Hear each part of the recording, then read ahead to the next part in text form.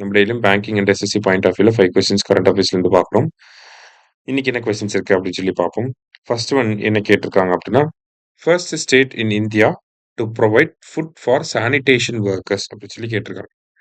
So இந்த தூய்மை பணியாளர்களுக்கு உணவு வழங்கக்கூடிய திட்டத்தை எந்த மாநிலம் கொண்டு வந்திருக்காங்க அப்படின்னா, தமிழ்நாடு தான் கொண்டு வந்திருக்காங்க. சென்னையில் வந்து இந்த திட்டத்தை வந்து லான்ச் பண்ணியிருக்காங்க, சென்னை கார்பரேஷன்ல.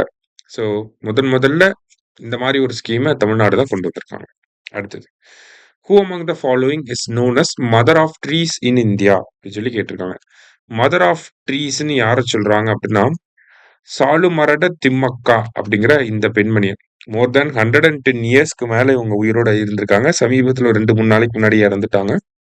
எந்த மாநிலத்தை சேர்ந்தவங்க அப்படின்னு பார்த்தீங்கன்னா, கர்நாடகாவை சேர்ந்தவங்க. மோர் தேன் ஒரு அரௌண்ட் ஒரு 10,000 ட்ரீஸ் கிட்டயாவது பிளான் பண்ணியிருப்பாங்க. சரிங்களா? அதனால தான் இவங்கள வந்து மதர் ஆஃப் ட்ரீஸ் அப்படின்னு சொல்லி சொல்றாங்க. சாலுமரட திம்மக்கா அப்படிங்கிறவங்க. சரியா? கர்நாடகா.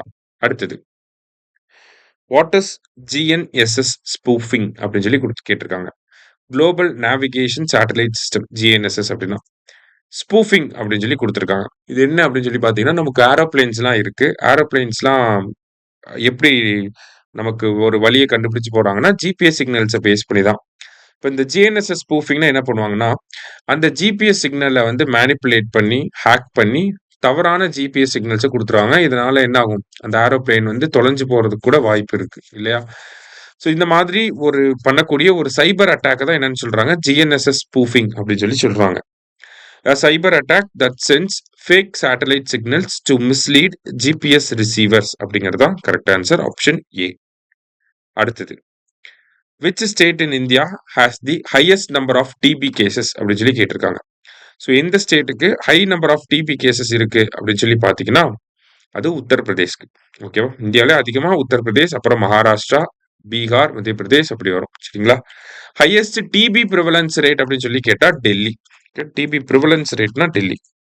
அடுத்தது, Indian railways aims to complete the installation of Kavach system within which year அப்படின்னு சொல்லி கேட்டிருக்காங்க. கவச் அப்படின்னா ஆன்டி ட்ரெயின் ப்ரொடெக்ஷன் சிஸ்டம் அப்படின்னு சொல்லி சொல்லுவாங்க.